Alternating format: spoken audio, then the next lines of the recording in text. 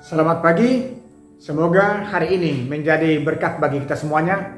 Sebelum kita beraktivitas, kita terlebih dahulu mendengarkan firman Tuhan. Kita berdoa. Terima kasih Allah Bapa di surga karena Engkau telah menyertai kami dari tidur kami. Kau berikan kepada kami hari ini untuk kami jalani dalam kuasa dan penyertaan. Sebelum kami beraktivitas Bapa, kami terlebih dahulu akan mendengarkan kebenaran firman-Mu. Biarlah firman itu menerangi setiap jalan kami, agar kami menjadi orang yang setia di hadapan-Mu. Dalam Kristus Yesus kami berdoa, bersyukur kepadamu. Amin.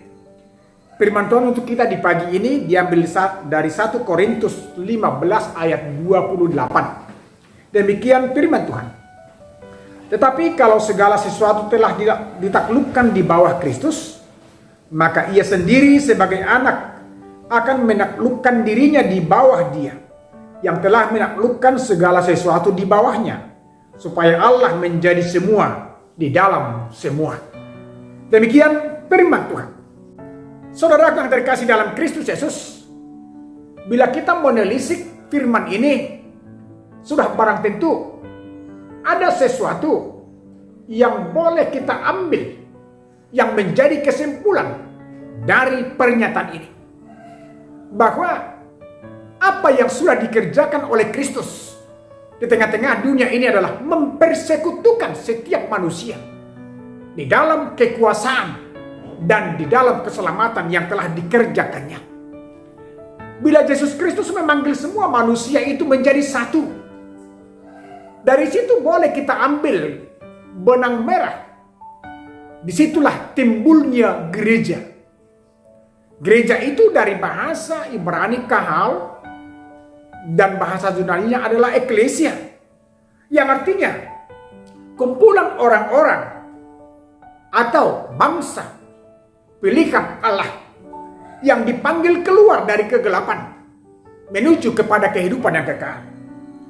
Justru disitulah saudaraku, apa yang telah dikerjakan Kristus di tengah-tengah dunia ini adalah menaklukkan kuasa kejahatan, menaklukkan kematian itu, dan oleh kebangkitannya Dia berfirman kepada para muridnya agar pergi memberitakan Injil kebangkitan, Injil kebenaran, dan Injil keselamatan bagi seluruh dunia ini.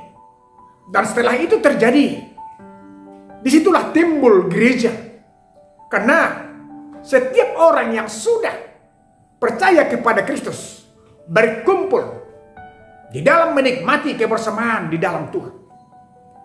Justru dalam hal itu saudaraku, apa yang boleh kita lihat dalam pernyataan ini?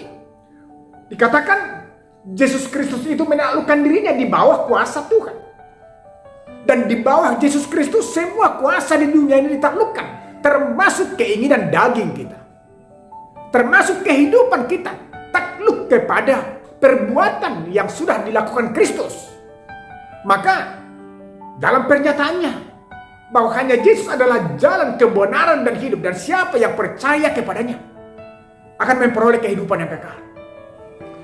Kesitulah kita terpanggil dalam persekutuan yang sudah dibangun di tengah-tengah gereja. Maka dengan itu saudaraku, hiduplah sebagai orang pilihan Tuhan. Karena yang sudah pilihan Tuhan berarti hidupnya adalah hidup yang sudah tersortir dari yang tidak benar dan yang tidak baik, menjadi hidup di dalam kebaikan. Sudahkah kita memiliki hal itu? Setelah kita sudah memiliki gereja, setelah kita sudah menjadi pilihan Tuhan dan dipersekutukan di dalam kumpulan orang-orang yang dipanggil dari keterpurukan dosa, dari keterikatan dosa, menjadi hidup dalam kebebasan yang telah diberikan Kristus.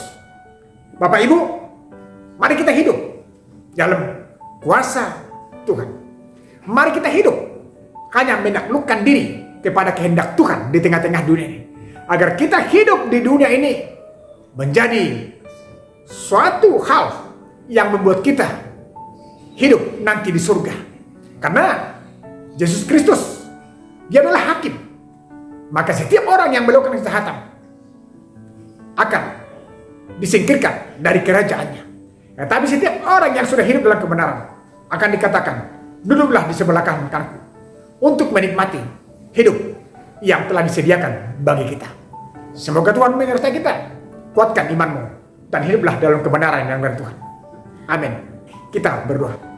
Bapa surgawi dalam Kristus Yesus, sertai kami Tuhan dalam setiap kehidupan kami, agar kami hanya menaklukkan diri kami di bawah kuasa dan penyertaan Yesus Kristus, karena Dia adalah jalan kebenaran dan hidup. Dan kiranya Tuhan sertai kami, agar setiap perkumpulan kami menjadi perkumpulan orang-orang pilihan Tuhan, yang selalu menyatakan kehendak dan kasih-Mu dalam kami berbuat dan bertindak. Kami jalani hidup kami dalam penyertaan-Mu ya Tuhan. Dan terimalah doa kami dalam Kristus Yesus Juru Selamat kami yang hidup. Amin. Tuhan menyertai kita. Selamat beraktivitas. Horas.